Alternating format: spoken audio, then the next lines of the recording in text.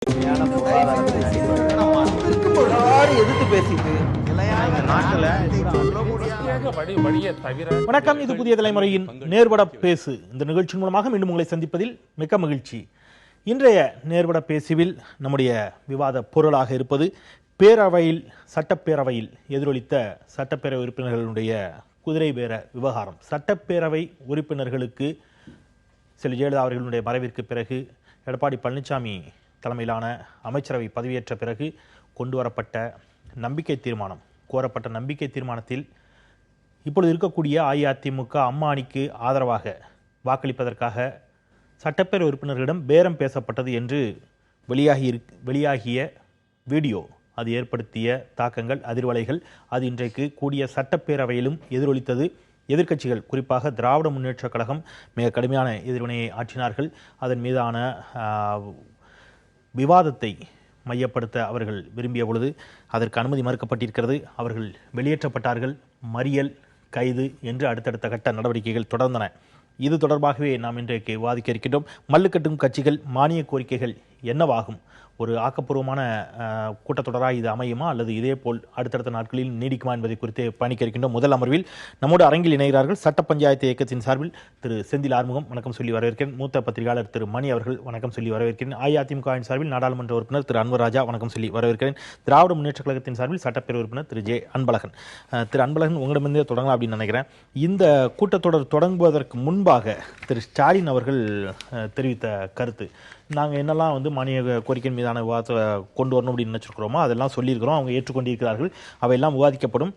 இந்த பேரவை கூட்டத்தொடர் அப்படிங்கிறது மக்களுக்கு மகிழ்ச்சி அளிக்கக்கூடிய விதத்தில் திமுகவினுடைய செயல்பாடுகள் இருக்கும் அப்படின்னு அவர் தெரிவித்திருந்தார்.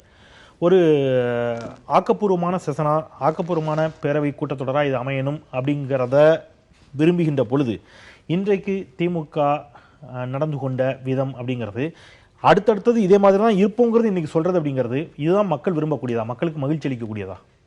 அப்படி இல்லை, அரசியலில் சொல்றதை அப்படியே செஞ்சிடணும்னு அவசியம் கிடையாது. சரி, அன்றன்றைக்கு ஏற்படுவது தான் அரசியல் சூழ்நிலை. இது ஒரு சொன்னது இல்லையே, இந்த கூட்டத்தொடர் தொடர்பானது தானே. அதான் சொல்றேன், ஒரு ராத்திரில அரசியல் மாறிடும். ஜெயலலிதா அம்மையார் ஒரு ராத்திரில இறந்து போயிடுவாங்க. அதிமுக 3ஆம் உடையின் யாருக்கா தெரியுமா? தெரியாது. அரசியலுங்கிறது ஒரு இரவில் மாறும். நேரு எழுதின புத்தகத்தில் இருக்கு. அதனால அரசியலில் நீங்க சொன்னது மக்களுக்காக பணியாற்றுறது தான் சட்டமன்றம். சரி, அப்படி இருக்கிற நிலையில தான் சட்டமன்ற உறுப்பினர்களாக இருக்கிற நாங்கள்லாம் சட்டமன்றத்துக்கு செல்கிறோம். அங்கே மானிய கோரிக்கைகள் வேணும், நாங்கள் தான் போய் கேட்டிருக்கிறோம். பல முறை அதுக்கான முயற்சிகள் எடுத்திருக்கிறோம். அந்த அரசாங்கத்தில் செப்டம்பர் வரைக்கும் டைம் இருந்தாலும் கூட நாங்கள் போய் சபாநாயகரை பார்த்துருக்குறோம், முதலமைச்சருக்கு மனு கொடுத்துருக்கோம், கவர்னருக்கு மனு கொடுத்து கூட சொல்லியிருக்கோம். நீங்கள் கேட்ட கேள்விக்கு தான் பதில். அதனால் எங்களால் சபை நாங்கள் எதுவும் ஆக்கப்பூர்வமாக கொண்டு போல மக்கள் பிரச்சனை கொண்டு இது ஒரு மக்கள் பிரச்சனை தான். அலுவல் ஆய்வு கூட்டத்தில் பங்கேற்று சட்டப்பேரவை கூட்டம் தொடர்பாக சில கோரிக்கைகளை வைத்தோம். அந்த கோரிக்கைகளை ஏற்றுக்கொண்டு அதன் அடிப்படையில் மானிய கோரிக்கைகளுக்கான தேதிகள் ஒதுக்கப்பட்டிருக்கின்றன. இந்த பேரவை கூட்டத்தொடரில் திமுகவின் செயல்பாடு மக்கள் எதிர்பார்க்கக்கூடிய வகையிலும் மகிழ்ச்சி அடையும் வகையிலும் திமுகவின் செயல்பாடுகள் மிகச் சிறப்பாக இருக்கும். அனைவரும் அப்படின்னு அவர் சொன்னாரு. மக்கள் எதிர்பார்ப்போடு தான் இருக்குன்னாரு. இதையும் மக்கள் எதிர்பார்க்கிறாங்க. இந்த அரசு செய்கிற இந்த லஞ்ச பணங்கிற விஷயம் கூட மக்களுக்கு இது ஒரு துரோகம் தான். இது இந்த ஆட்சி செய்கிற துரோகம் தான். இது எதிர்கட்சிகள் சுட்டி காட்டாமல் வேற யார் சுட்டி காட்டுவாங்க? எதிர்கட்சியாக இருக்கிற நாங்கள் தான் சுட்டி காட்ட முடியும். அதாவது இன்னைக்கு இருக்கிற ஒரு அரசு எப்படி வெற்றி பெற்றதுங்கிறத வெளியில் இது வரைக்கும் நாங்கள் அன்னைக்கே சொன்னோம். இதே சட்டப்பேரவையில் எங்களுடைய எதிர்கட்சி தலைவர் பேசும்போது சொன்னார், பலர் நாங்கள் எடுத்து சொன்னோம், இது மாதிரி கூவத்தூருங்கிற விடுதியில் அடைச்சி வச்சுட்டு நேராக இங்கே கொண்டு வாக்கெடுப்பு நடத்துறீங்க, 2வது குதிரை பேரம் நடந்திருக்கு, இவங்களை அவங்க தொகுதிக்கு அனுப்புங்க, அவங்களுடைய மக்கள் பிரச்சனை கேட்டுட்டு வாக்களிக்கட்டும் சொன்னோம். அப்போ கேட்காம வாக்களிச்சாங்க, வெற்றி பெற்றதாகவும் அறிவிச்சாங்க. அது முடிஞ்சு போன விவகாரம், அது முடிஞ்சு போச்சு. அது ஆனால் ஒரு தொலைக்காட்சிகளில், உங்களை போன்ற ஒரு தொலைக்காட்சிகளில், பிரபலமான ஆங்கில தொலைக்காட்சிகளில் ஒரு செய்தி, ஒரு சட்டமன்ற உறுப்பினர் தன் ஒரு செய்தியா சொல்றார், 2 கோடி தரேன், 4 கோடி தரேன், 6 கோடி தரேன்னு எம்எல்ஏகளுக்கு பேரம் பேசப்பட்டதாகவும், சில கூட்டணி கட்சி எம்எல்ஏக்கு 10 கோடி வரையிலே பேரம் பேசப்பட்டதாகவும், இன்னும் சில பேருக்கு 25 கோடி வரையிலே பேரம் பேசப்பட்டதாகவும், ஆக மொத்தம் கூட்டிலாம் பார்த்தா ஒரு 1000 கோடிக்கு பேரம் நடைபெற்றிருக்குது என்று சொன்னா இந்த தமிழ்நாடு எதை நோக்கி போய் கொண்டிருக்கிறது? லஞ்ச பணத்தை வைத்துக் கொண்டு ஒரு அரசு நடப்பதை முதல்ல ஸ்டாப் பண்ண வேண்டிய கடமை எதிர்கட்சிக்கு இருக்குது. ஆனா அவர் என்ன சொல்றாரு, அதே எம்எல்ஏ என்ன சொல்றாரு, அடுத்த நாள் வீடியோவில் இருக்கிற உருவம் என்னுடைய உருவம் தான், ஆனால் அது மெமிக்ரி செய்யப்பட்டிருக்கிறது என்னுடைய வாய்ஸ் அப்படின்னு அவர் சொல்றாரு. இது இந்த பிரச்சனையை வெளியில் கொண்டு மக்களுக்கிட்ட ரீச் பண்ண வேண்டிய கடமை எங்களுக்கு இருக்கு. இல்ல தவறு இல்ல. இப்ப நீங்க கேக்குற கேள்வியே வந்து மக்களுக்கு விரோதமான கேள்வி நீங்க கேக்குறீங்க. ஏன்னா நான் சொல்லிடுறேன், நீங்க கேட்ட கேள்விக்கு நான் பதில் சொல்லணும். நீங்க சொல்லுங்க. அது நான் கேட்ட நீங்க கேள்வி கேட்டீங்க, நான் பதில் சொல்றேன். நான் ஒரு கேள்வி நீங்க கேள்வியில குதர்க்கமா கேள்வி கேட்க கூடாது. கேள்வியே வந்து மக்களுக்கு பணியாற்று என்று சொல்லிவிட்டு இன்னைக்கு நீங்க போறீங்க, இன்னைக்கு மக்களுக்கு பணியாற்ற தான் போயிருக்கு. அதாவது நீங்க சொல்லிக்கிறீங்க இதுவும் மக்கள் பணி தான் நீங்க சொல்றீங்க. அதற்கான பதில் அதுதான். அதனால அடுத்த கேள்விக்கு போறேன். அதுதான் இதுவும் மக்கள் பணி நீங்க சொல்லிட்டீங்க.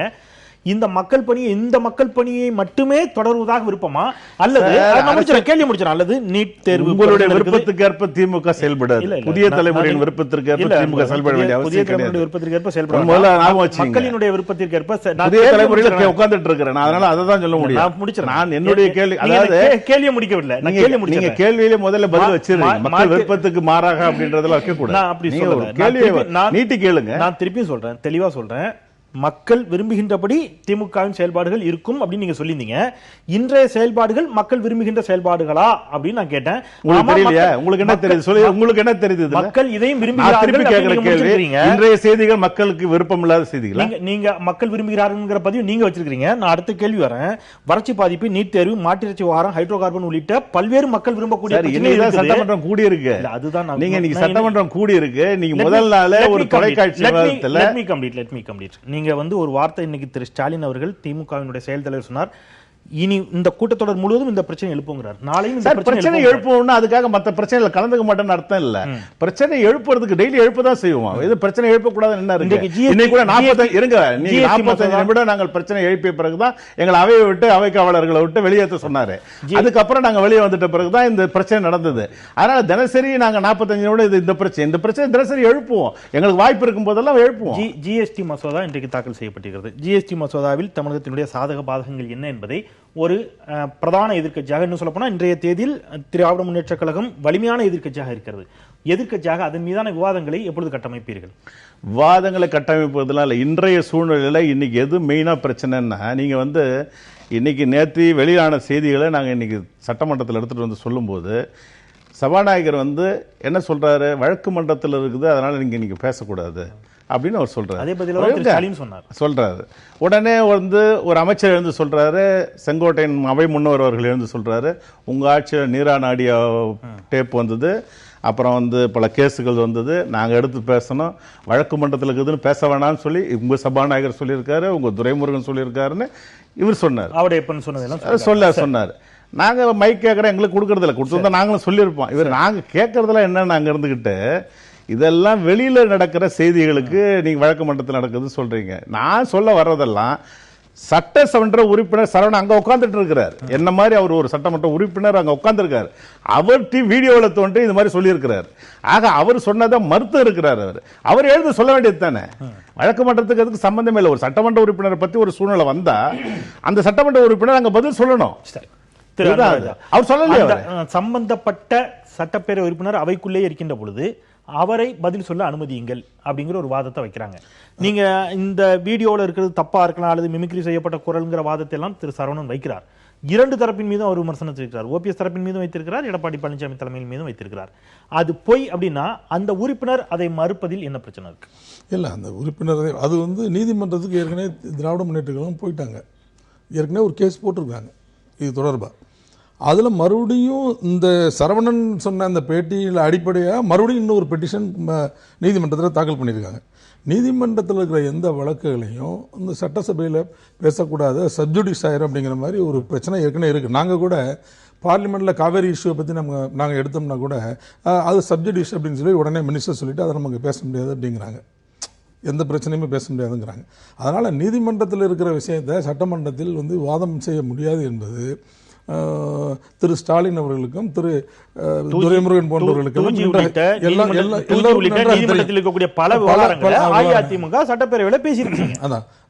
எழுப்பக்கூடாது என்று பிரச்சனை இருக்கிறது. நான் சொல்ல வந்து என்னன்னா, இது வந்து வீடியோ காட்சியில் வந்து யார் பணம் கொடுத்தா யார் வாங்கினா என்ற வீடியோ காட்சியில் எதுவும் இல்லை. நீங்கள் வந்து பங்கார லட்சுமணன் பணத்தை வாங்கியதை போன்ற காட்சியில் எதுவும் இல்லை.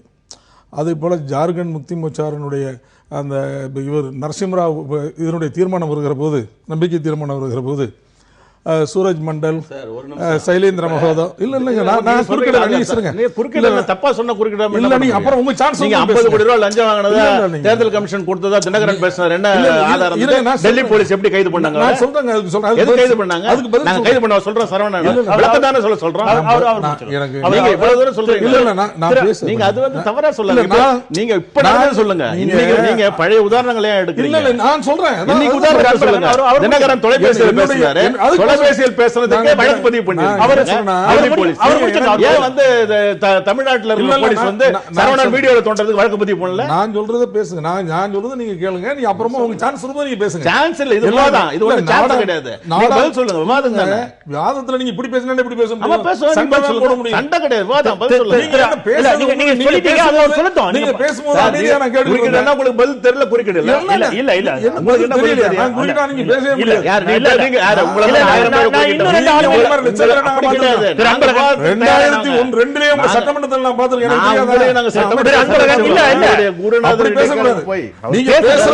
நீங்க மறுப்பு தெரிவிங்க. மறுப்பு தெரிவிக்க கூடாது சொல்லுங்க. இப்ப இன்னைக்கு காவல்துறையில எனக்கு பேசுறது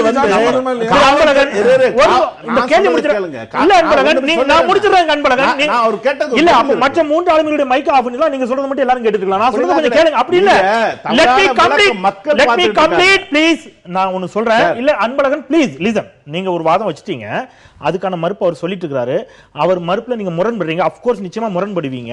நீங்க குறுக்கிட்டு இருக்கீங்க, அதற்கும் அனுமதிக்கப்பட்டிருக்கிறது. அவர் முடிச்சட்டும். நீங்க நிச்சயமா அந்த கேள்விகளோடயே நீங்க நகரலாம். பதில் சொல்லுங்க. ஒன்று, உங்களுடைய கேள்வி இப்ப நீங்க ஒன்னு வச்சிட்டீங்க. அவர் கைது செய்யப்பட்டாரே, அது எந்த ஆதாரத்தின் அடிப்படையில்? அதே மாதிரி இவர் விளக்கம் சொல்லணும். நாங்க கைது செய்யணும்னு கூட சொல்ல, விளக்கம் சொல்லணும். இதான் உங்களுடைய கேள்வி. அதுக்கான பதில தான் அவர்கிட்ட கேட்டிருக்கோம். இப்ப தினகரன் சார் பத்தி கேட்கிறார். தினகரன் சார் கைது செய்யப்பட்டார், கரெக்ட். அவர் டெல்லி போலீஸ் கைது செய்து உள்ளே கொண்டு போய் வச்சாங்க. ஜாமீனில் விடுவிச்சிருக்காங்க. ஜாமீனில் விடுவிச்ச அந்த நீதிபதி என்ன சொல்றார்? பூனம் சௌத்ரி என்ன சொல்றாருன்னா, அவருடைய ஒளிநாடா பதிவு நாடா வந்து டேப்பு வந்து போலீஸில் இருக்குது. அவருடைய செல்ஃபோன் வந்து போலீஸ் எடுத்து வச்சிருக்கு. 38 நாள் அவர் இருந்திருக்கிறாரு. யார் பணம் வாங்க தயாராக இருந்தார்கள் என்பது இதுவரை போலீசாரால் நிரூபிக்கப்படவில்லை. இவர் ஒரு பெரிய கட்சியினுடைய துணை பொதுச் செயலாளராக இருக்கிறார். சமுதாயத்தில் மிகப்பெரிய மதிப்புக்கு மிக்கவர். எனவே இவரை வந்து இவர் நிச்சயமாக என்பதால் நாங்கள் விடுதலை செய்கிறோம் அப்படின்னு சொல்லிட்டாங்க. திமுகவினுடைய கேள்வி வேற ஒன்று இல்ல. அவங்க சரவணனை கைது பண்ணுங்க அல்லது மற்ற விஷயத்தை கூட நாங்க கோட் பண்ணலன்னு அவர் கேட்கிறார். அவர் என்ன கேட்கிறாரு? சம்பந்தப்பட்ட ஒரு விமர்சனத்தை வைத்திருக்கிறார்னு வீடியோ வெளியா இருக்கு. அவர் அந்த விமர்சனத்தை முற்றிலும் மறுக்கல. வீடியோல இருக்கிறது நான் தான் சொல்லிடுறாரு. ஆனா என் வாய்ஸா மாத்தி இருக்கிறாங்கன்னு அவர் சொல்றாரு. அந்த உறுப்பினர் இன்றைக்கு எழுந்து என்ன நடந்தது அன்றைக்கு அப்படிங்கறத சட்டப்பேரவையில சொல்வதற்கு கடமைப்பட்டிருக்கிறாரா இல்லையா? அதை ஏன் அவர் சொல்லல? அவர் ஏன் சொல்ல அனுமதிக்க மறுக்கிறீங்க? இல்ல, அதற்கான வாய்ப்பே திராவிட முன்னேற்ற கழகம் கொடுக்கலையே. இவங்க நாங்க பேசணும்னு தானே வர்றாங்க. நம்ம அதுக்கான வாய்ப்பை இல்ல. அந்த விவாதம் சட்டப்பேரவையில் நடத்தினா என்னன்னு கேக்குறேன். இப்ப நீங்க அந்த விவாதம் தான் சார் சப்சிடிஸ்ங்கிறது. இல்ல, நான் நீதிமன்றத்தில் இருக்கிற ஒரு பிரச்சனையாக சட்டமன்றத்தில் விவாதிக்க கூடாது என்பது எல்லோருக்கும் தெரியும். உங்க கவனத்துக்கு நான் கொண்டு வரேன். நீங்க அதுல மாற்று கருத்து இருந்தா பதிவு பண்ணுங்க, தவறா இருந்தா கூட திருத்துங்க.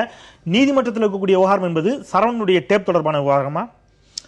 இல்ல இல்ல, அதாவது சரவணன் ஏற்கனவே இல்ல கூவத்தூர் தொடர்பான பிரச்சனை இல்ல, அது சம்பந்தமா இவங்க ஒரு மனு கொடுத்திருக்காங்க, ஒரு பெட்டிஷன் நீ கொடுத்திருக்காங்க. இல்ல, சரவணன் வீடியோ தொடர்பாக இல்ல சார், ஏற்கனவே இருக்கிற வழக்கோடு இந்த வழக்கையும் சேர்த்து ஒரு பெட்டிஷன் என்று திராவிட முன்னேற்ற கழகத்தின் சார்பில் நீதிமன்றத்தில் அதோடு சேர்ந்து தாக்கல் செய்யப்பட்டிருக்கிறது. அவர் சரவணன் யார் அந்த டேப்பில் யார் பேசுகிறாரோ அவரே அதை மறுக்கிறார். நான் உங்களுக்கு ஒண்ணு சொல்றேன். நீங்க அயோத்தி பிரச்சனையா இருக்கட்டும், காவிரி பிரச்சனையா இருக்கட்டும், இப்போ எதிர்கட்சிகள் சொல்றாங்கிறீங்க. ஆனா பல பிரச்சனைகள் நீதிமன்றத்தில் வழக்கில் இருக்கக்கூடிய பிரச்சனைகள் 2G உள்ளிட்ட பல பிரச்சனைகள் நாடாளுமன்றத்தில் விவாதிக்கப்பட்டிருக்கிறது. சொத்து குவிப்பு வழக்கா இருக்கட்டும், இந்த பிரச்சனை எல்லாமே சட்டப்பேரவையிலும் நாடாளுமன்றங்களிலும் இதற்கு முன்பு கடந்த காலங்களில் மிக கடுமையான வாதங்கள் அதன் மீது நடத்தப்பட்டதே இல்லைன்னு நீங்க மறுப்பீங்களா?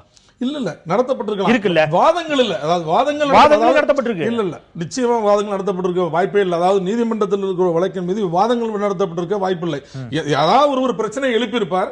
எழுப்பி இருக்கிற போது சம்பந்தப்பட்ட அமைச்சர் இது சப்சிடிஸ், இதை நீங்க எழுப்பாதீர்கள் என்று சொல்லி நிறுத்தியிருப்பார்கள். இப்படித்தான் நடந்திருக்குமே தவிர நீதிமன்றத்தில் வழக்கு ஒரு வழக்கு வாதமே- நிலுவையில் இருக்கிற போது நிலுவையில் இருக்கிற அந்த வழக்கு சம்பந்தமாக அதற்கான ஒரு ஒத்திவைப்பு நாடாளுமன்றத்திலோ சட்டமன்றத்திலோ தனியாக ஒரு வாதம் ஒரு அது ஒத்திவைப்பு வாத தீர்மானம் பொருளாக கொண்டு எடுத்து வாதம் நடந்தது நிச்சயமாக இல்லை. திருமணி அந்த மாதிரி ஒரு தனியாக அதற்கென்று பிரத்யேகமாக ஒரு ஒத்துழைப்பு தீர்மானம் கொண்டு வந்தோ அல்லது இன்ன பிற அடிப்படைகளிலோ சட்டப்பேரவை விதிகளின் அடிப்படையிலேயோ அதற்கான ஒரு வாதத்தை இதற்கு முன்பு எழுப்பியதே இல்லையா? பேசியிருக்காங்க, நிறைய பேசியிருக்காங்க. அது வந்து ஆட்சியில் இருக்கக்கூடிய கட்சி தங்களுக்கு யாராக இருந்தாலும், திமுகவாக இருந்தாலும் சரி, அண்ணா திமுகவாக இருந்தாலும், தங்கள் தரப்பில் நியாயங்கள் மிகவும் குறைவாக இருக்கிறது என்ற நிலையில் இருக்கும் பொழுது நீதிமன்றத்தில் விவகாரம் இருப்பதால் நாம் இதை பேச முடியாது என்று ஒரு ஸ்டாண்ட், சப்ஜுடைஸ்னு ஒரு ஸ்டாண்ட் எடுப்பாங்க. நிறைய நடந்திருக்கு. பட் இந்த ஹோல் டிராமாலே எனக்கு ஆச்சரியமான ஒரு விஷயம் என்னன்னா, பெரிய யாருமே பேசல, எழுதல. The role of the governor. கவர்னருக்கு இதில் ஒரு பெரிய ரோல் இருக்கு. ஏன்னா கவர்னர் வந்து ஸ்பீக்கருக்கு, அசம்பிளிக்கு மெசேஜ் கொடுத்து தான் இந்த கான்ஃபிடன்ஸ் மோஷன் மூவ் பண்றீங்க. இப்ப அது முடிஞ்ச பிறகு வந்து ஒரு ஸ்ட்ரிங் ஆபரேஷன்ல ஒரு டெலிவிஷன்ல வந்து 2 பேர் பேசுறது வந்து வருது, கிளீனா இவங்க வாங்கியிருக்காங்க அப்படின்ட்டு. மணி ட்ரையல் எங்க இருக்கு என்னன்றதை கண்டுபிடிக்கிறதுக்கு அதுக்கு ப்ராப்பர் என்கொயரி வேணும், இன்வெஸ்டிகேஷன் வேணும். ஆமா, அதுக்கு ப்ராப்பர் என்கொயரி வேணும். பட் இந்த மாதிரி வந்து நம்முடைய ஆளுநர், அவர் தான் வந்து is head of the constitution for the state. ஆளுநரின் உத்தரவின் பேரில் தான் சபாநாயகர் உங்களுக்கு இந்த நம்பிக்கை கோரும் வாக்கெடுப்பை நடத்துகிறார். ஒரு அசிங்கம் நடந்திருக்குது, வெளிப்படையாக எம்எல்ஏக்கள் விலை போயிருக்கிறார்கள் என்று ஒரு ஸ்ட்ரிங் ஆபரேஷன்ல தெரிய வரும் பொழுது கவர்னர் இதுல நேர்ல தலையிட வேண்டிய அவசியம் இருக்கிறது. அல்லது திமுகவே as a டெலிகேஷனா போய், அல்லது அனைத்து கட்சிகளையும் அழைத்து கொண்டு போய், சரி திமுக தலைமையில் நாங்க வரமாட்டோம்னு சில கட்சிகள் நினைத்தால் அவர்கள் தனியாகவோ, எல்லா கட்சிகளும் அண்ணா திமுகவை தவிர்த்த அனைத்து கட்சிகளும் ஆளுநரை சந்தித்து இதற்கு வந்து ஒரு தீர்வு காணப்பட வேண்டும்.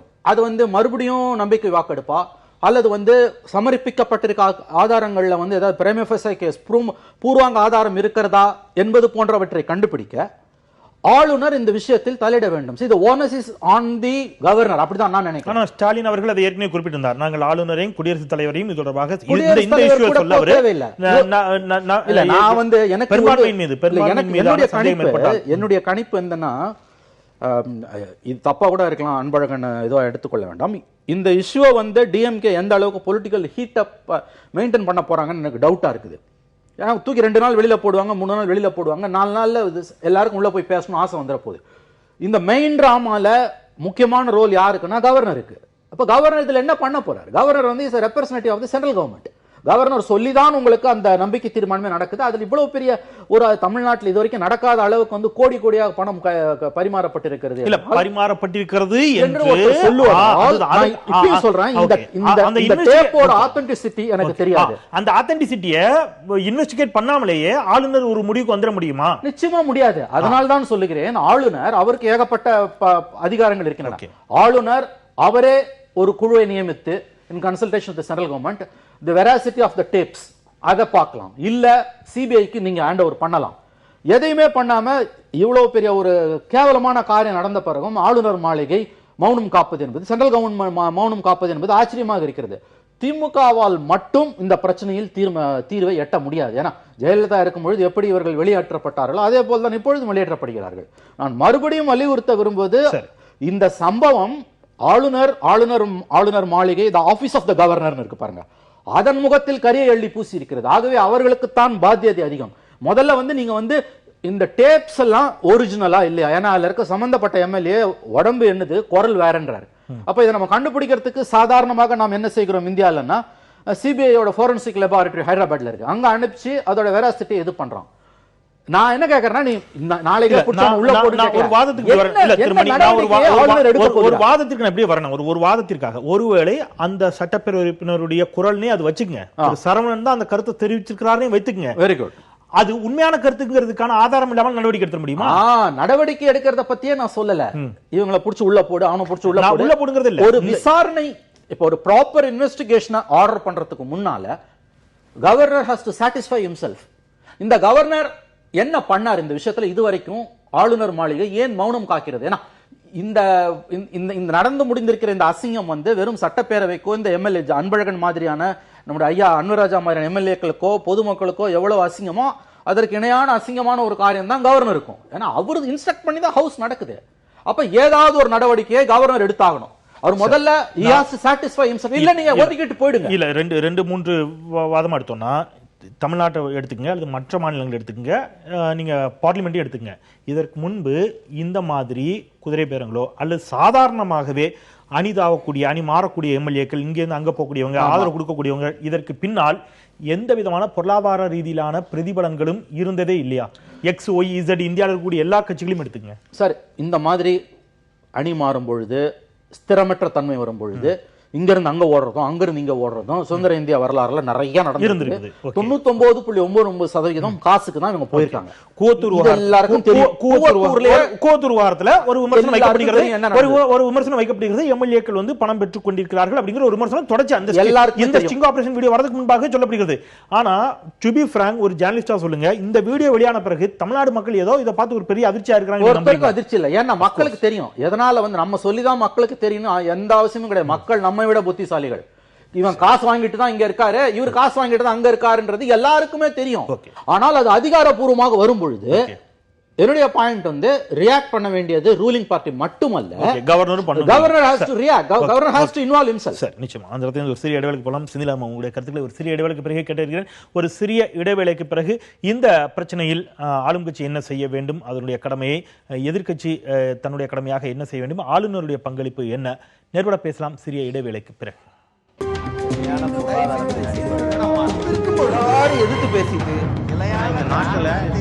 நேர்பட பேசலாம் சிறிய இடைவேளைக்கு பிறகு மீண்டும் வரவேற்கிறேன். இன்றைய சட்டப்பேரவை நிகழ்வுகள் குறித்து விவாதித்துக் கொண்டிருக்கின்றோம். திரு செந்தில் ஆறுமுகம், இதுல 2 வாதங்கள் வைக்கப்படுகிறது.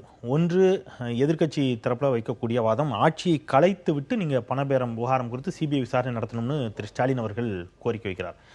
இந்த ஒரு வீடியோவே அதற்கான போதுமான ஆதாரம் கிடையாது, அதை வச்சுட்டு உடனே கலைக்கக்கூடிய அளவுக்கு போக முடியாது அப்படிங்கிறது ஆளும் கட்சியினுடைய பதில். இதை தாண்டி பொதுமக்கள் பார்வையிலிருந்து பார்க்கக்கூடிய 2 விஷயங்கள். ஆளும் கட்சி இதில் என்ன மாதிரி ரெஸ்பான்ஸ் பண்ணணும், அவர்களுடைய செயல்பாடுகள் இந்த விவகாரத்தில் என்னவா இருக்கணும் ஒன்று. எதிர்க்கட்சி இதில் எப்படி கையில் எடுக்கணும். சட்டப்பேரவை அவர்களுக்கு அதற்கான உரிமை இருக்கிறது, இந்த பிரச்சனை எங்களுக்கு அங்கே எழுப்புறதுக்கு உரிமை இருக்குது, நாங்கள் எழுப்புகிறோம், இதை விட்டால் நாங்கள் வேறு எங்கே போய் பேசுறது மக்கள் மன்றத்தில் அப்படிங்கிற இடத்துல அவங்க சட்டமன்றத்தில் அதை பேசுகிறாங்க. இதை மட்டுமே பேசினை மற்ற பிரச்சனைகள் பேசப்படாமல் போயிடக்கூடாது அப்படிங்கிற 2 விதமான பார்வைகள். இதில் ஆளுங்கட்சி எவ்வாறு நடக்கணும், எதிர்கட்சி எவ்வாறு நடக்கணும்? பொதுவாகவே ஜனநாயகத்தில் வந்து வாக்காளர்கள், சட்டமன்ற உறுப்பினர், தேர்தல் ஆணையம் இதெல்லாம் முக்கியமான அங்கங்கள். இப்போ சமீபத்தில் அதிமுகக்குள்ள நடந்துக்கிட்ட விதம் பார்த்தா, ஆர்கே நகரில் வந்து வாக்காளர்களுக்கு 4000 ரூபாய்னு பணம் நிர்ணயிச்சிட்டாங்க ஓட்டுக்கு. சட்டமன்ற உறுப்பினர் எம்எல்ஏக்கு வந்து 10 கோடி ரூபான்னு பணம் நிர்ணயிச்சிட்டாங்க. அந்த பக்கம் வந்து தேர்தல் ஆணையத்துக்கு வந்து 50 கோடி ரூபான்னு பணம் நிர்ணயிச்சிட்டாங்க. இப்போ நகைக்கடை, புடவை கடையில் வந்து ஒவ்வொரு பொருளுக்கு என்னென்ன விலைப்பட்டியல் தொங்க விடுற மாதிரி ஜனநாயகத்தை அசிங்கப்படுத்திட்டாங்க. மக்கள் இது பார்த்துட்டு இருக்காங்க. அதிமுக அசிங்கப்படுத்தி திமுகவா நிக்குது ஜனநாயகத்துல. ஒரு சின்ன குறுக்கீடு தான், நீங்க தொடருங்க. நான் என்னோட கேள்விங்கிறது, இதுல இந்த நிகழ்வுகள்லாம் இந்திய சமூகத்திற்கு புதிதா அல்லது இப்போ இது வெளியில வருதா? இல்ல, வெளியில வருது. கொலையே நடந்திருந்தாலும் நீதிமன்றத்தின் தரப்பில் ஆதாரப்பூர்வமாக நிரூபிக்கப்படுது, ஏற்றுக்கொள்ளப்படுது. இன்னைக்கு என்னன்னா, அந்த விலைப்பட்டியல் போட்டிருந்தாங்களே, எந்த வார்டுல எந்த அமைச்சர் எந்த தொகுதிக்கு எவ்வளவு பட்டியல் செஞ்சு எவ்வளவு எப்படி பட்டுவாடா செய்யறாங்க இது வரைக்கும் வெளியாகல. 10 கோடி ரூபாய் பேரம் பேசின விஷயங்கள் இந்த மாதிரி வீடியோ வந்து இது வரைக்கும் வெளியாகல. இதெல்லாம் பாக்குறப்ப அதிமுகங்கிறது அசிங்கப்பட்ட திமுகவா மக்கள் மத்தியில் நின்றுட்டு இருக்குது. இது ஒரு பக்கம். இதே ஒரு சமூக ஆர்வலர் திருமுருகன் காந்தி போன்றவர் வந்து ஒரு நினைவேந்தல் நிகழ்ச்சி நடத்துறாங்கன்னா, அவரை வந்து குண்டாஸ் சட்டத்துல தூக்கி வந்து ஜெயில போடக்கூடிய இந்த அரசாங்கம் வெளிப்படையா ஜனநாயகத்தை வந்து படுகொலை செய்யக்கூடிய ஒரு 10 கோடி ரூபாய் வாங்கியிருக்காங்கன்னு ஒரு டிரான்சாக்ஷன் பேசியிருக்காங்க. அது எந்த நடவடிக்கை எஃப்ஐஆர் இல்ல, அதுக்கு அவரை தூக்கி ஜெயில ஏன் போட முடியல, அவர் மேலே நடவடிக்கை எடுக்க முடியல. இது இந்த பக்கம் அதிமுக. இன்னொன்னு, சட்டமன்றத்தில் கூட வந்து ரொம்ப சாமர்த்தியமா வந்து இது வந்து சப்ஜுடிஸ், இது வந்து நீதிமன்றத்தில் இருக்குன்னு சாதாரணமா சொல்றாரு. நீங்க குறிப்பிட்டு சொன்னீங்க 2G வழக்கு பல்வேறு சமயங்கள்ல வந்து பேசப்பட்டிருக்கு. தங்களுக்கு சாதகமா இருக்கணும் அப்படிங்கிறப்ப மட்டும் இப்ப வந்து நீதிமன்றத்தில் இருக்குன்னு சொல்லிட்டு போயிடுறாங்க. இது ஒரு பக்கம் அதிமுக. திமுக இன்னொரு பக்கம் என்ன பாத்தீங்கன்னா, இது வந்து ஒரு சத்தம் இல்லாம வேடிக்கை பார்க்கக்கூடிய நிலையில தான் இருக்கிற மாதிரியே தோணுது. என்னன்னா, இது வந்து நடக்கட்டும், எவ்வளவு அசிங்கங்கள் நடக்குதோ, அசிங்கங்கள் நடக்க இந்த ஆளுங்கட்சி மேலும் அதிகப்படியான அவமானங்கள் வரும். அது வந்து நாளைக்கு நமக்கு அவங்க ஆளுநரை ஏற்கனவே சந்திச்சிருக்காங்க, மீண்டும் ஆளுநரையும் குடியரசுத் தலைவரையும் சந்திப்போம் அப்படின்னு ஸ்டாலின் சொல்றாரு. இந்த இடத்துல அவங்க வேற என்ன செய்ய முடியும் நீங்க நினைக்கிறீங்க? சொன்னது போல கூட வந்து இப்ப வந்து நேத்து வந்து அந்த 10 கோடி ரூபாய் பேரம் வீடியோ வெளியான உடனே முதல்ல செஞ்சிருக்க வேண்டிய காரியம் என்ன, டெலிகேஷனோட வந்து கவர்னரை போய் சந்திச்சிருக்கணும். ஏன்னா நீதிமன்றத்துல வந்து சமூக நாங்களே நாங்களே பொதுநல வழக்கு தொடங்குறோம், டிராபிக் ராமசாமி பொதுநல வழக்கு, எத்தனையோ பேர் பொதுநல வழக்குகள் தொடுக்கிறாங்க. அதே போல வந்து சமூக சிறு அமைப்புகளும் திமுகவும் சாதாரணமானது கிடையாது. திமுக வந்து நேரடியா கோர்ட்ல போய் ஒரு வழக்கு போட்டுட்டு நாங்க எங்களோட கடமையை செஞ்சுட்டோம் அப்படின்னு கை கழுவுற மாதிரி ஒரு சூழல் தான் இருக்குது. இது ஒரு பக்கம். இன்னொரு பக்கம் பாத்தீங்கன்னா சட்டமன்றத்தில் வந்து நாளைக்கு நாங்க எப்படி நடந்துக்க போறோம் அப்படிங்கிறதுக்கு இன்னைக்கு நிகழ்ச்சி தொடங்குறப்ப 2 பேர் செஞ்சு காமிச்சிட்டாங்க, ஒரு டெமோ காமிச்சிட்டாங்க. அதிமுகவும் திமுகவும் நாங்க இப்படிதான் நாளைக்கு நடந்துக்க போறோம். ஸ்டாலின் ஒரு பக்கம் அறிக்கை கொடுக்கிறாரு, நாங்க மக்களுக்கு வந்து மகிழ்ச்சி அளிக்கும் விதமா செயல்படுவோங்கிறாரு. அன்பழகன் என்ன சொல்றாரு, அரசியல்ல சொன்னதெல்லாம் செய்ய வேண்டிய அவசியம் எல்லாம் கிடையாது அப்படின்னு ஆரம்பத்திலே சொல்லிடுறாரு. என்ன ஒரு பக்கம் அதிமுக வந்து டோட்டலா ஜனநாயகத்தை வந்து குழி தோண்டி புதைச்சிட்டு சட்டமன்றத்துக்குள்ளேயும் வந்து முறையா செயல்பட விட மாட்டேங்கிறாங்க. திமுக வந்து என்னன்னா ஒரு அடையாள சம்பிரதாய எதிர்ப்புகளை தெரிவிச்சுட்டு அப்படியே நின்னுக்கிறாங்க. இன்னைக்கு இதுதான் மொத்தம் பாதிக்கப்பட்டு நிக்கிறது விவசாயிகள். இன்னைக்கு நீட் தேர்வாகட்டும், இந்த பொது பிரச்சனைகள் எதுவுமே இன்னைக்கு வந்து விவாதத்தில் இல்ல. இன்னைக்கு வந்து அதிமுகக்குள்ள இவங்க குடும்ப சண்டை, எந்த குடும்பத்துல யார் இன்னைக்கு தலைவரா இருப்பாங்க, போயஸ் கார்டன் யாருக்கு சொந்தம், இது பத்தி ஒரு பக்கம் விவாதம். இன்னொரு பக்கம் வந்து ஸ்டாலின் அவர்கள் வந்து போன தடவை வந்து வேற மாதிரி இந்த மாதிரி சட்டையை கழட்டிட்டாங்க, அந்த மாதிரி வந்து வெளியில நிறுத்தணும். இந்த சட்டசபை கூட்டத்தில் எந்த மாதிரியான ஒரு காட்சி படுத்த போறாரோ தெரியல. இது மட்டும்தான் இன்னைக்கு வந்து விவாத பொருளா இருக்கிறத தவிர உண்மையிலே வந்து சட்டசபைக்குள்ள என்ன பேசப்படணுங்கிறது உண்மையிலே அது வந்து பேசுவாங்கிறது சந்தேகமா இருக்குது. இன்னைக்கு இருக்கக்கூடிய சூழல்ல இவங்க நடந்துக்கிற விதத்தை பாக்குறப்ப வந்து திறன்பழகன் இதுல எதிர்க்கட்சியாக இந்த சட்டப்பேரவை கூட்டத்தொடரை அடுத்தடுத்த வர இருக்கக்கூடிய நாட்களில் நீங்கள் எவ்வாறு நகர்த்த திட்டமிட்டிருக்கிறீர்கள்? திட்டமிடுறது அதான் சொன்னார், சந்தையில் அவர் பேசும்போது சொன்னார், அது தளபதி சொன்னதை வந்து அப்படி தான் சொன்னார், இவர் மாற்றி சொன்னார். அவர் சரியாக புரிஞ்சிக்காமல் சொல்கிறாரு. நீங்கள் கேட்ட கேள்வியில் வந்து இப்படி தான் போவீங்களா டெய்லி அப்படின்னா, இன்றைய அரசியலில் இன்றைக்கி என்ன ஃபாஸ்ட்டாக தான் எடுக்க முடியும். அவர் நீட் தேர்வு வரும்போது அதை பற்றி பேசிக்கிட்டு தான் இருக்கிறோம். அதே மாதிரி எல்லா சப்ஜெக்டும் பேசிக்கிட்டு தான் இருக்கிறோம். அவர் ஒரு பொது நலவாதியாக பேசுகிறார் அவருடைய கருத்துக்களில். அதனால் நேற்று வந்து நடந்த சூடான சம்பவங்கள் அரசியல் என்னென்னா இந்த வீடியோ காட்சிகள் தான். அதனால தான் விவாத பொருளுக்கு அந்த வீடியோ காட்சிகள் வந்திருக்கு. அது நீங்கள் வந்து நீட் தேர்வுக்குன்னு வச்சுருக்கீங்க, இன்றைக்கி விவாதம் கிடையாது.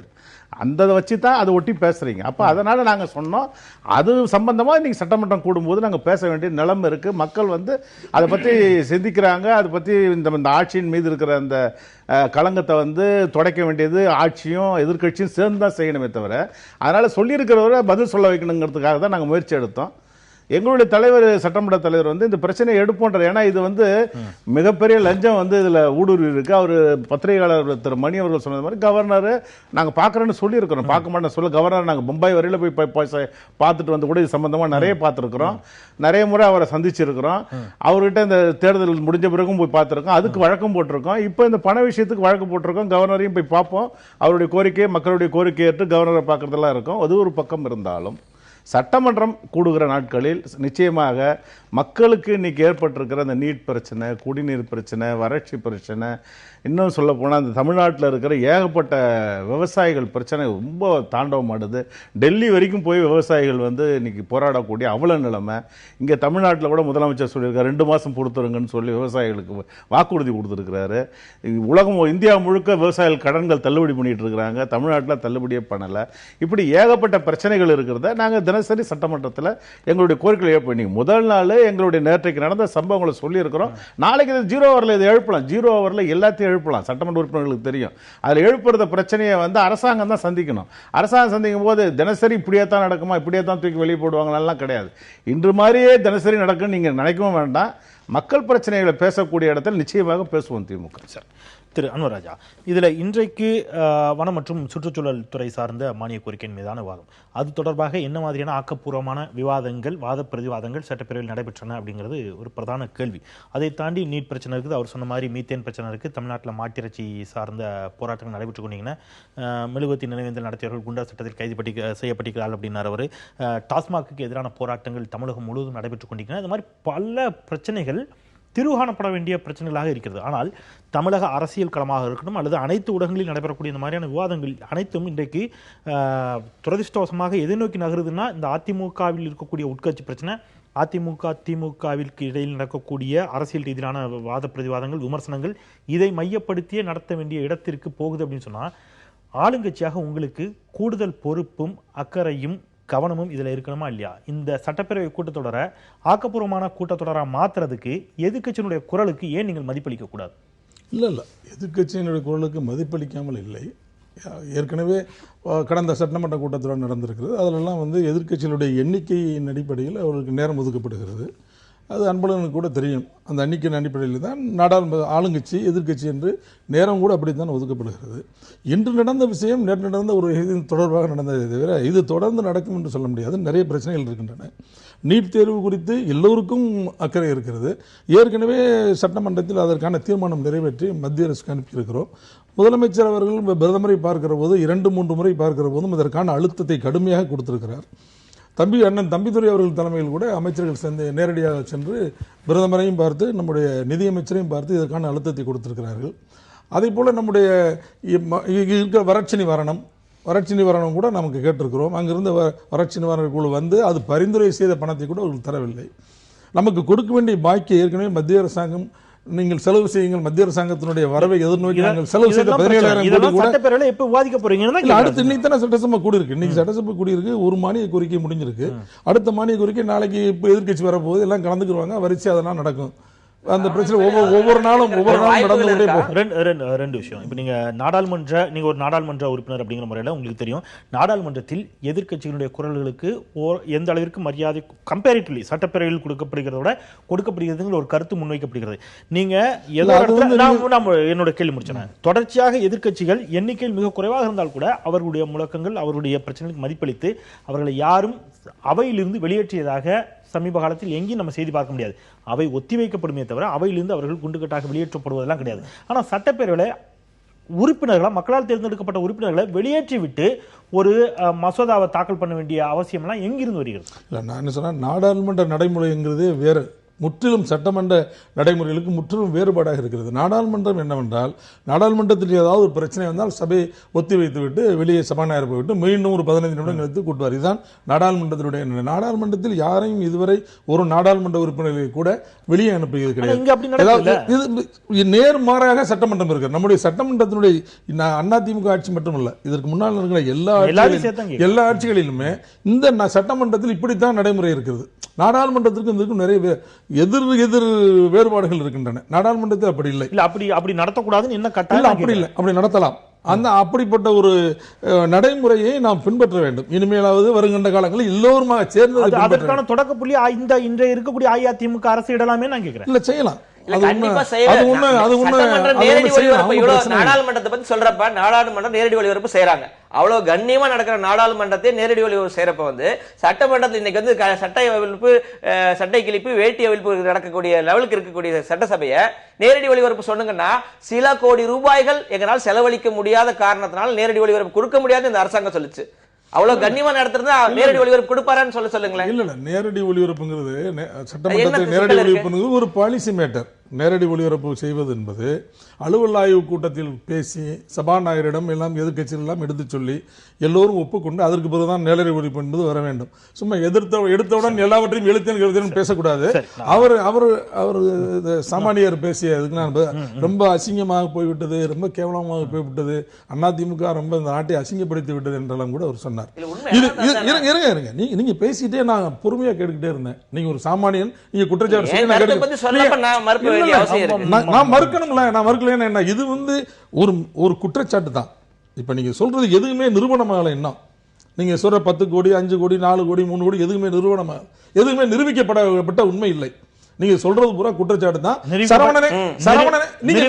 நிரூபிக்கப்பட்டதை எல்லாம் ஏற்றுக்கிட்டு தான் இருக்கீங்களா? குற்றச்சாட்டு சொல்றீங்க. அந்த குற்றச்சாட்டு விஷயம் நிரூபிக்கப்பட்ட குற்றச்சாட்டுக்களை ஏற்றுக்கொண்டிருக்கிறதா அஇஅதிமுக?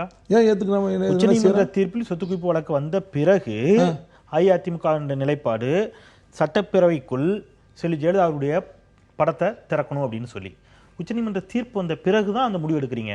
நீங்க இதுக்கப்புறம் மேல அப்பீல் கிடையாது அப்படிங்கிறது உங்களுக்கு தெரியும். எப்படி தெரியும்? சொல்லுங்க. அப்பீல் இருக்குதா? இருக்கு. அப்பீல் போட போறோம். ரிவ்யூ இருக்கு. ரிவ்யூ போட போறோம். ஓகே. ரிவ்யூ வரட்டும். ஓகே. நீங்க சட்டமன்றத்தில் வந்து அம்மா படத்தை திறக்கிறதுங்கிறது ரிவ்யூ நாங்களா போய் ரிவ்யூ அப்படி வந்துச்சுன்னா அதுக்கு அப்புறம் அந்த கோரிக்கை அதுக்கு பின்னால நீங்க பேசுங்க. அதுக்கு பின்னால பேசுங்க. ரெண்டு விஷயம். நீங்க நாங்க இருந்தானே போறோம்.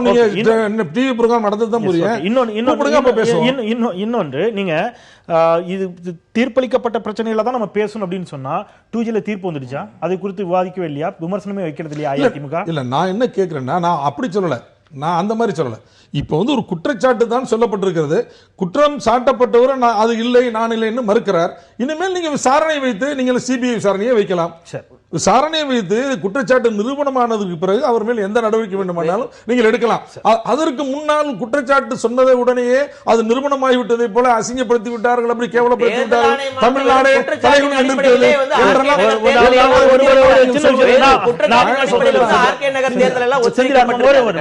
அவரு திரு அன்பழகன் அவர்கள் விடைபெற வேண்டியிருக்கிறார். அவருடைய நிறைவு கருத்தை கேட்டு அவர் அனுப்பலாம். இதுதான் எனக்கு உங்களுக்கும் தெரிஞ்சிருக்கும்.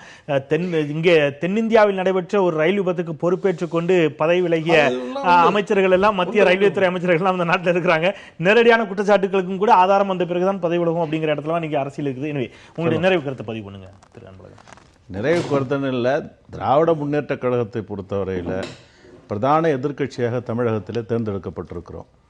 ஆளுகிற வாய்ப்பு அதிமுகவுக்கு கிடைத்திருக்கிறது.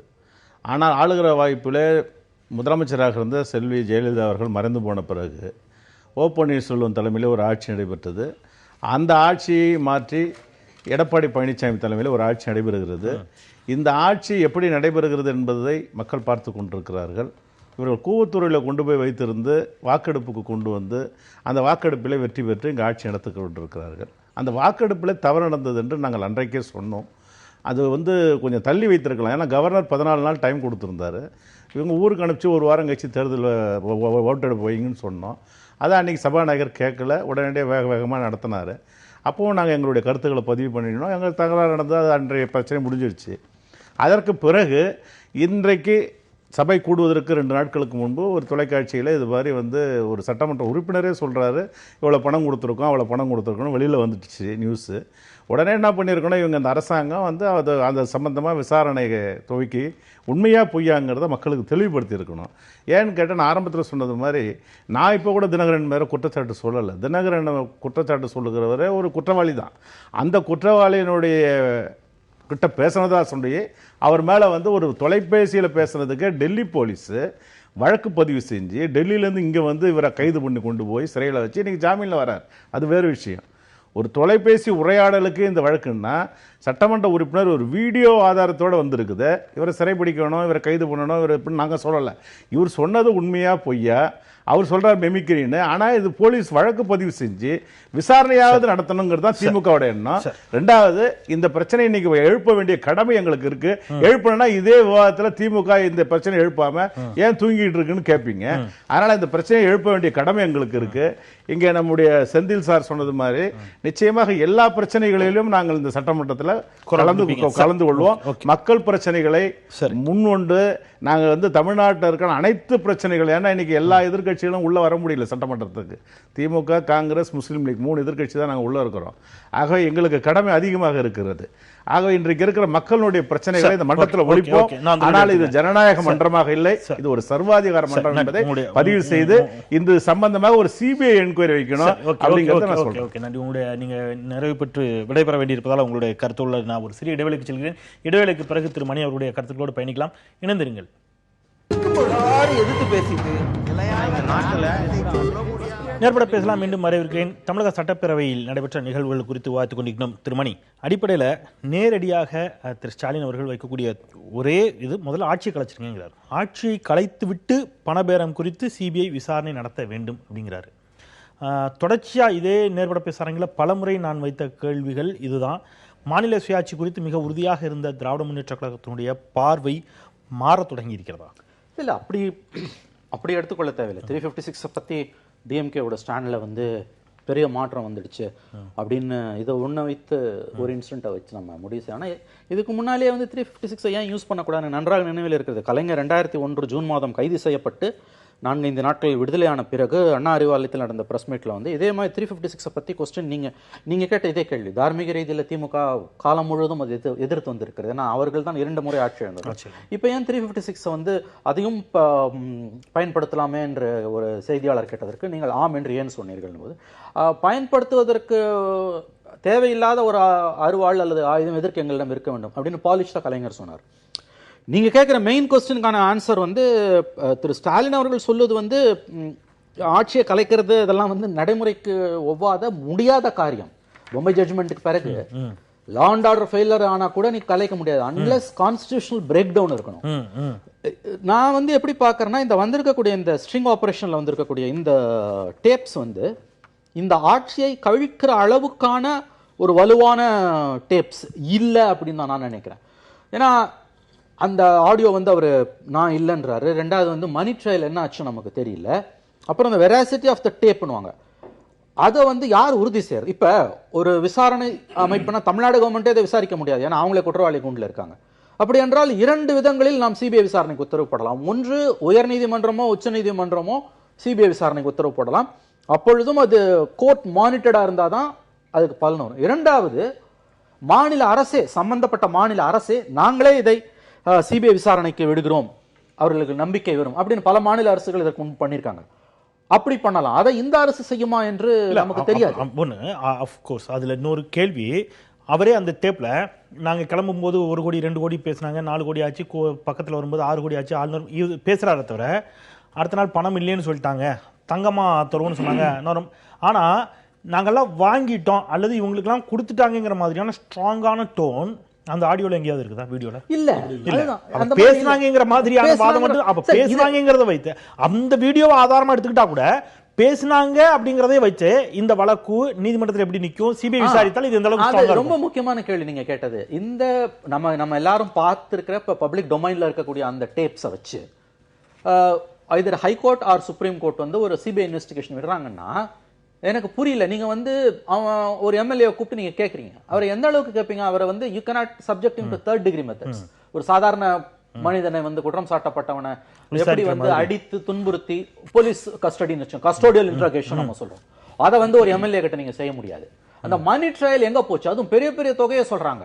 டிமானிட்டைசேஷனுக்கு பிறகு வந்து 10 கோடி கொடுத்தாங்க, 50 கோடி கொடுத்தாங்கன்னு. பட் சில விஷயங்கள் எல்லோருக்குமே தெரியும். இது ஏன்னா இது இந்தியாவில் முதல் முறை நடக்கல. இந்த மாதிரியான ஒரு கிரைசிஸ் வரும் பொழுது வந்து இவர்களை கொண்டு போய் ஒரு இடத்தில் அடக்கி வைப்பதும் பணம் கைமாறுவதும் எல்லாம் காலாகாலமாக நடந்து வரக்கூடிய நிகழ்ச்சி தான். ஆனால் இன்னைக்கு ஊடகங்களின் வளர்ச்சியின் காரணமாக அது பொது வெளியில் வந்திருக்கிறது. உதாரணத்துக்கு வச்சுக்கோங்க, நீங்க நாளைக்கு மெட்ராஸ் ஹைகோர்ட் வந்து சிபிஐ என்கொயரி ஆர்டர் பண்றாங்க, கோர்ட் மானிட்டர்ட் என்கொயரின்னு வச்சுக்கோங்களேன் உதாரணத்துக்கு. எங்க இருந்து ஆரம்பிச்சு இப்ப இவரை கூப்பிட்டு கேக்குறாங்க, 4 வருஷம் முடிஞ்சு போயிடும். சரவணனை கூப்பிட்டு கேக்குறாங்க, நான் அது ஏதோ ஒரு இதுல சொன்ன இப்ப இல்ல அப்படி சொல்லலாம். ரெண்டாவது, அந்த பணம் எல்லாம் எங்க? இவர்கள் சொல்லக்கூடிய அந்த ஸ்ட்ரிங் ஆபரேஷன்ல வரக்கூடிய இவ்வளவு பணம் வந்து எங்க இருக்குது முதல்ல? ஆகவே இந்த விஷயத்துல வந்து குறிப்பாக பண மதிப்பிழப்பு நடவடிக்கை எடுக்கப்பட்ட சில நாட்களுக்குள்ள டிமானிட்டைசேஷனுக்கு 6 மாதங்களுக்கு உள்ளே இவ்வளவு பெரிய பணம், அதனாலதான் ஒரு கட்டத்துல அவங்க கோல்டு கொடுக்கறேன்னு சொன்னாங்க அப்படின்றாங்க. சி, இந்த மாதிரி வந்து கிரைசிஸ் வரும்போது கண்டிப்பாக பணம் கைமாறி இருக்கும். அதாவது பணம் தான், வேற எதுவும் முக்கியம் கிடையாது. ஆனால் அதை நீங்க வந்து நிரூபிக்கிறதுன்றது வந்து எனக்கு தெரிஞ்சது அதை சாத்தியமற்றதுன்னு தான் நான் நினைக்கிறேன். சரி, ஓகே. திரு செந்திலார்மம், இதுல இன்றைக்கு திமுகவினர் இதுல சட்டப்பேரவையில் அந்த பிரச்சனை எழுப்பியிருக்கிறாங்க. வெளியில வந்து அவர் சாலை மறியலில் ஈடுபடுகிறார், திரு ஸ்டாலின் கைது செய்யப்படுகிறார். அதன் தொடர்ச்சியாக தமிழகம் முழுவதும் திமுகவினர் பல்வேறு இடங்களில் போராட்டம், சாலை மறியலில் ஈடுபடுகிறார்கள். இந்த பிரச்சனை இதற்கு முன்பும் இதே மாதிரி தமிழ்நாடு முழுவதும் பல்வேறு இடங்களில் கடந்த முறை சட்டப்பேரவை பிரச்சனை நம்பிக்கை வாக்கெடுப்பின் பொழுதும் இந்த மாதிரியான நிகழ்வுகள் நடைபெற்றன. இந்த போராட்ட அணுகுமுறை அப்படிங்கிறது இந்த பிரச்சனைகளுக்கு எந்த அளவுக்கு தீர்வை நோக்கி நகர்த்து நினைக்கிறீங்க? நான் ஏற்கனவே சொன்ன மாதிரி இப்ப திமுக வந்து தமிழ்நாட்டில் வரலாறு காணாத வறட்சி ஒரு பக்கம், அரசியல் வீழ்ச்சி ஒரு பக்கம், அதிமுக அசிங்கங்கள் பார்த்துட்டு இருக்கோம்.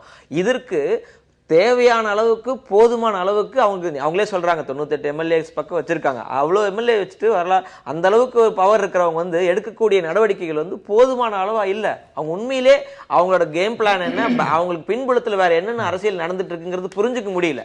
இவ்வளவு மோசமான ஒரு அரசியல் நடக்கிறப்ப கூட எல்லாரும் ஒரு சம்பிரதாய ஆர்ப்பாட்டம், சம்பிரதாய உண்ணாவிரதம், சம்பிரதாய கேஸ் எல்லாமே வந்து ஒரு லைட் வெயிட்டடா தான் டீல் பண்ணிட்டு இருக்கிறதா தான் பார்க்கப்படுது. உண்மையிலே வந்து அப்படித்தான் இருக்குது. இன்னைக்கு தேவையான அளவுக்கான அழுத்தத்தை திமுக கொடுக்கல. அது ஏன்னு இன்னைக்கு புரிஞ்சுக்க முடியல. ஏன்னா தமிழக மக்கள் எதிர்பார்க்கிறது என்னன்னா, அதிமுக வந்து அவங்க வந்து செயலற்ற அரசா நிக்குது.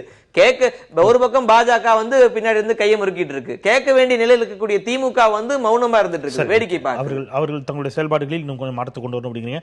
ஒற்றவரில் நிறைவு கருத்து. ஏன்னா நீங்க பதில் சொல்ல வேண்டிய இடத்துல இருக்கிறதுனால திரு அனுராஜா, இந்த பிரச்சனைகளுக்கான தீர்வு எவ்வாறு இருக்கும், தீர்வாக எதை நீங்கள் முன்வைக்கிறீர்கள்? மிகச் சுருக்கமா, நேரம் ஏற்கனவே கடந்துருச்சு. இல்லை, தீர்வாக வந்து நல்ல விசாரணை நடக்கட்டும். இதில் தவறு இருந்தால் தவறு செய்தவர்கள் சட்டப்படியான தண்டனைக்கு உள்ளாக்கப்பட வேண்டும். அதில் எந்த விதமான மாற்று கருத்தும் இல்லை. ஒன்று. ரெண்டாவது, திராவிட முன்னேற்ற கழகத்தினுடைய அணுகுமுறை 100க்கு 100 அது தவறுதலாகவே இருக்குது. ஏற்கனவே சட்டமன்றத்தில் சபாநாயகர் இருக்கையிலே போய் உட்கார்ந்து மிகப்பெரிய ஆர்ப்பாட்டம் எல்லாம் செய்தாலும் உங்களுக்கு தெரியும். திமுகவுடைய வரலாறே அப்படித்தான். 2 சபாநாயகர்களை வைத்து சட்டமன்றத்தை நடத்தியவர்கள் தான் இவர்கள். மதியழகன் சபாநாயகராக இருக்கிற போது சீனிவாசனுக்கு பக்கத்தில் ஒரு இருக்கை போட்டு சபையை நடத்திய வரலாறு திமுகவுக்கு தான் உண்டே தவிர வி.கே. சசிகலா அவர்களை துணை அது சபாநாயகர் இருக்கையில் அமர்த்தி வைத்த வரலாறும் அஇஅதிமுக இருக்கு. நான் என்ன சொல்றேன்னா, அது சபையை நடத்துகின்ற முறையில் அவர்கள் எவ்வளவு பெரிய தவறு செய்கிறார்கள் என்பதற்காக இதை சுட்டிக்காட்டு. ஏற்கனவே அவருடைய வரலாறு இருக்கிறது. எனவே சட்டசபையில் எப்படியாவது தகராறு ஏற்பட்டு தகராறு செய்து அதன் மூலமாக ஒரு களபேரம் அடிதடிகள் எல்லாம் வந்து அதன் மூலமாக இந்த ஆட்சியை கலைத்து விடலாமா, எப்படித்தான் அவர்கள் நினைக்கிறார்களே தவிர ஆக்கப்பூர்வமான வாதத்திற்கு திராவிட முன்னேற்ற கழகம் தயாராக இல்லை. ஆக்கப்பூர்வமான வாதத்தை திமுக கொண்டு வந்தால் அதை எதிர்கொள்வதற்கு நீங்க தயாராக இருக்கிறீங்க.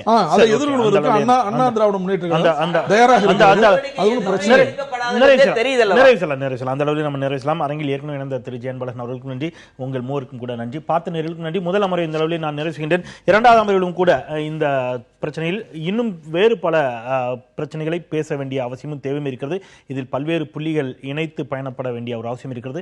இணைந்தங்கள் நேர்பட பேசலாம் ஒரு சிறிய இடைவேளைக்கு பிறகு.